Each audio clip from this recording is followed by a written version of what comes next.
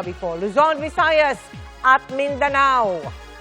Pinaaresto na umano ng International Criminal Court o ICC si Senador Bongo ayon sa source ni Congressman Pulong Duterte.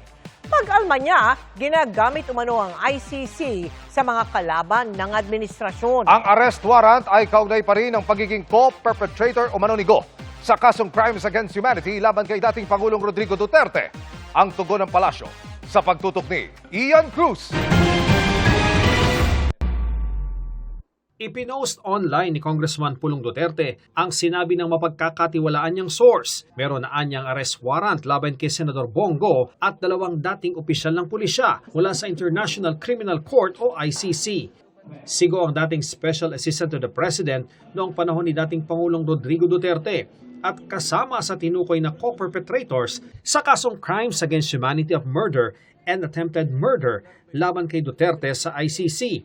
Tanong ni Congressman Duterte, wala na bang katapusan ang Administrasyong Marcos sa paggamit umano sa ICC bilang political weapon laban sa mga kalaban nito para pagtakpan ang umano'y pagnanakaw sa bayan? Si Senador Go naman, ipinagpapasadyos anya ang lahat, pero giniit niyang wala naman anya siyang nilalabag na anumang batas ng tao o batas ng Diyos. Hindi naman anya niya naging trabaho kailanman ang mga police matter. Pero sabi ng PNP, wala pa silang natatanggap na opisyal na komunikasyon o direktiba ukol sa umano'y ICC warrant. Ito rin ang sinabi ni JLG Secretary John Vic Remulla. Hindi ko ako, wala pa ako nakita. Baka sabog siya nung narinig siya kasi wala pa kami nakikitang ganun eh. We're always prepared. Pero yung mga ganong klaseng pronouncements, delikado yun, di ba? Pinalaga naman ng Malacanang ang sinabi ni Congressman Duterte na ginagamit ng administrasyon ng ICC sa mga kalaban sa politika. Huwag nating kalimutan na yung kaso na sampa ito 2017 pa. So hindi ito wine-weaponize, kinakailangan lamang po na matugunan din ang hiling ng mga kababayan natin. Kung may kailangan managot, dapat na managot. Ipinapaubayan na ng palasyo sa Department of Justice o DOJ ang pagsagot kung may utos ang Pangulo kaugnay ng posibleng pag-aresto sa isang senador. Pero sabi ng National Bureau of Investigation na nasa ilalim ng DOJ. Wala pa po. Wala po kaming nare-receive pa. Walang communication pa ng warrant. Nang usisain tungkol sa umano'y ICC warrant laban kay Go at kung bibigyan ba siya ng protective custody gaya ng ibinigay kay Senador Bato de la Rosa noon. Sagot ng bagong Senate President na si Senator Sherwin Gatchalian. Wala pa akong nakukuhang information na ganun, so it's very difficult again, it's very difficult to preempt. No? Let's wait kung totoo nga yung information na yun. Hindi rin masagot ng Senate President kung hindi rin ba maaresto si Go kung may sesyon ng Senado. The situations vary. No? So it's very hard to answer and then iba naman yung situation. Ian Cruz, nakatutok, 24 oras. Patay na nang matagpuan ng isang lalaki at babae na nasa isang nakaparadang sasakyan sa gasolinahan sa T-Plex. Wala isipan ng kanilang ikinamatay, lalo't wala silang saksak o tama ng bala. Nakatutok si Marisol Abduraman. Napasugod ang mga pulis sa Tarlac, Pangasinan, La Union Expressway o T-Plex dahil sa isang sasakyan na kaparada sa likod ng isang coffee shop sa isang gasolinahan. May nakita kasing dalawang tao sa loob na wala ng buhay. Ayon sa source ng GMA News, bago mag-2 ng madaling araw kahapon, nag-drive-thru ang dalawang sakay ng SUV sa coffee shop. Saka pumarada sa parking lot sa likuran. Nagtaka ang mga empleyado sa lugar dahil maghapon itong nakaparada. Kinotok raw nila ito ng kinotok pero walang tumutugon. Kaya tumawag na raw sila ng pulis bandang 4:00 ng hapon. Doon na nadiskubre ng mga pulis ang wala ng buhay ng mga sakay nito na isang babae at isang lalaki. Nasa backseat po sila. Nasa sasakyan. Sa inisyal na investigasyon ng Tarlac PNP, walang nakitang saksak o tama ng bala ng baril sa katawan ng dalawang taong nakitang wala ng buhay sa loob ng sasakyan. Wala naman pong dugo. Inaantay lang din po namin yung result po ng forensic para po pero initially wala po tayong ongoing pa po yung ating investigation. Kinumpirma ng kanilang mga kamag-anak ang kanilang pagkakakilanlan. At doon po mismo ay sila nag-identify nila mismo yung Na-identify nila mga bodies nila? Yes po, na yun yung mga nila, Okay. kamag-anak. Paano nalaman ng family na nandun sa inyo? Nalaman lang po dahil hinahanap din po ng pamilya nila. Two separate po na pamilya ang nag-claim sa kanila. And both were saying na hinahanap nila yung dalawang yun? Yes ma'am, opo. Nagpapatuloy pa ang investigasyon sa kung ano ang nangyari. Marisol Abduraman, Nakatuto, 24 Oras. May natagpuan ding bangkay sa isang sasakyan sa Nueva Ecija. Duguan ng matagpuan ng hindi pa nakikilalang patay na lalaki sa sports utility vehicle o SUV. Meron din bakas na mga dugo ang harapan at likuran nito. Ayon sa pulisya, Lunes pa nang mapansin ng mga residente ang abandonadong sasakyan. Patuloy naman ang investigasyon para matukoy ang pagkakakilanlan ng biktima at motibo sa krimen. Nadagdagan pa ang kalbaryo ng ilang nilindol sa Mindanao dahil sa masamang panahon. May mga sumakay ng backhoe para makatawid ng ilog at makakuha ng ayuda. May truck ng relief goods pang nahulog sa bangin. Nakatutok si Maki Pulido.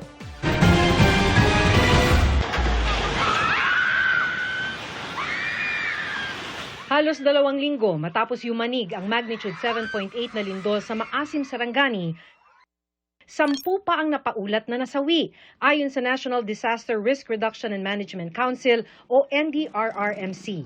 Kaya ang death toll umakyat sa 78. 30 pa ang nawawala. Ang bilang ng apektado mahigit 1.4 million na individual sa buong Mindanao. Marami ang nawalan ng tahanan at umaasa pa ring maabutan ng tulong. May mga tumutugon sa panawagan. Kabilang ang truck na ito na inisyatibo umano ng ilang content creator at vloggers. Yun nga lang, ang tulong na ipaabot sana sa mga taga Jose Abad Santos, Davao Occidental, hindi na nakarating matapos mahulog sa bangin ng truck na may lamang mga relief goods. Sa inisyal na investigasyon, galing Davao City ang truck nang mawalan ito ng preno sa pababa at pakurbadang daan sa bayan ng Don Marcelino. Nagtamo ng sugat ang driver at ilang pasahero na agad namang isinugod sa ospital. Ano yung sitwasyon dito sa kuhaan para makakuha ng ayuda?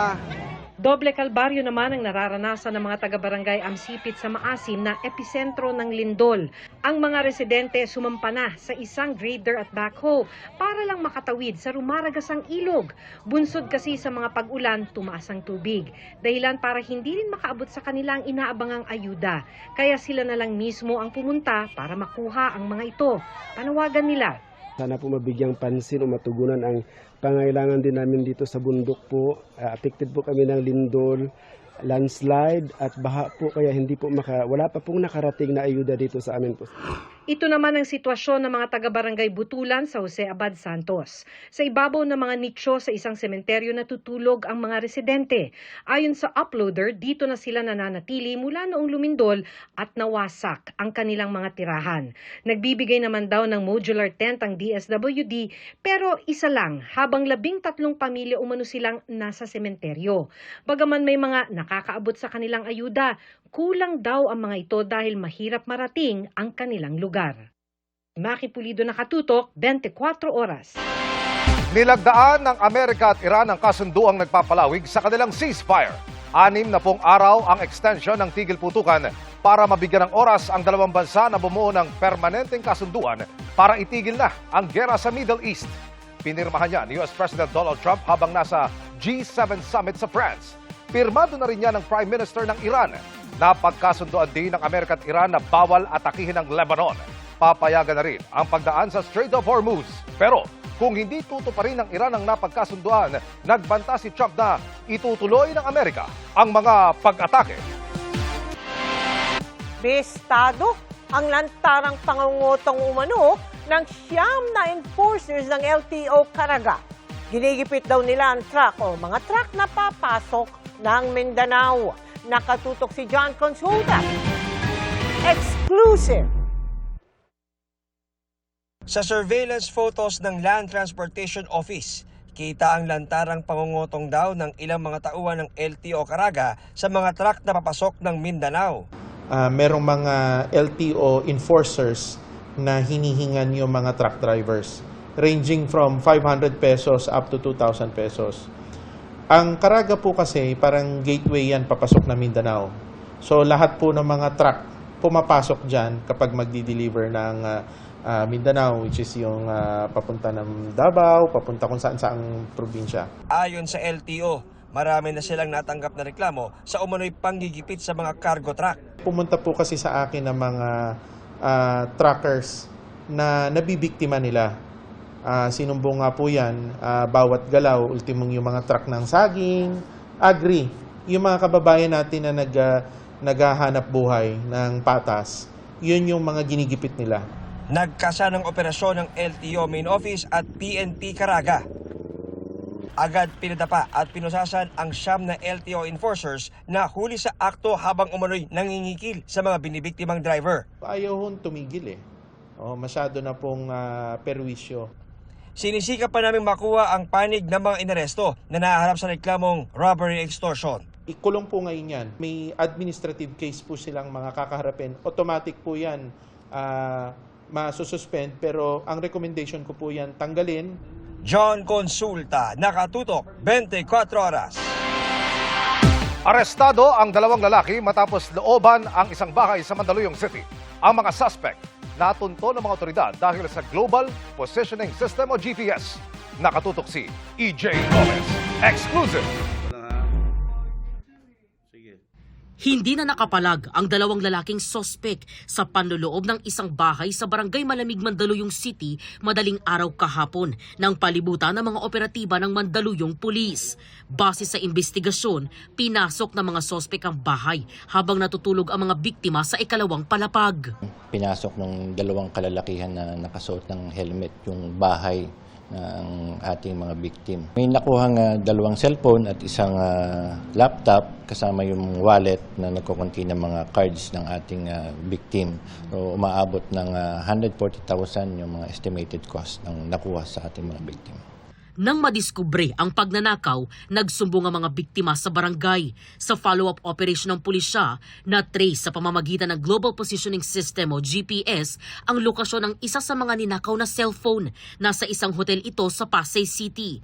Nakumpirma naman ito nang i-review ang CCTV ng hotel at base sa pahayag ng ilang staff sa pulisya. Nung nag-check out na yung aming mga persons of interest, nilapitan ng ating kapulisan para tanungin at questionin kung ano yung mga dala-dala nila.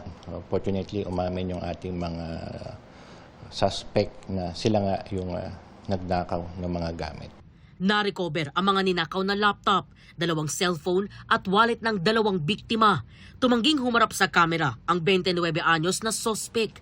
Ayon naman sa 21 anyos na si alias Lon, nagipit lang sila kaya napilitang tanggapin ang alok na pagnanakaw kapalit ng perang makukuha mula sa pagbebentahan sana ng mga ninakaw.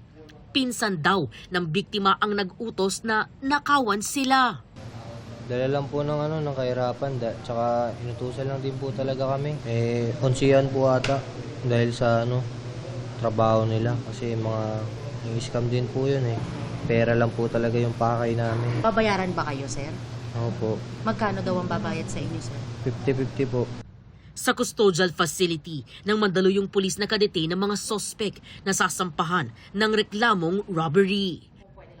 EJ Gomez, Nakatutok, 24 Oras.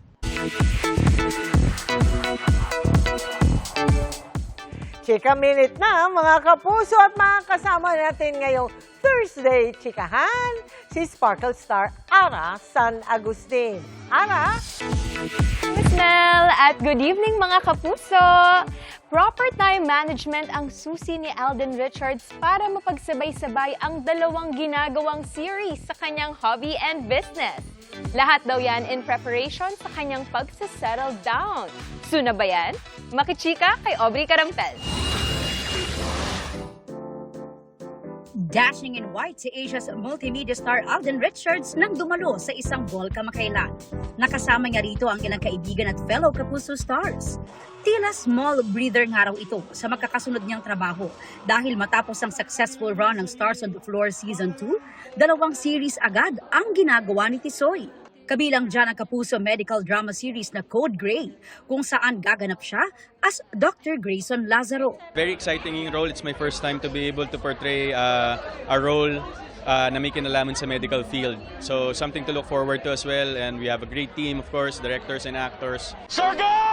Bago yan, mapapanood muna si Alden sa Love Siargao na unang pagtatambal nila ni Nadine Lustre.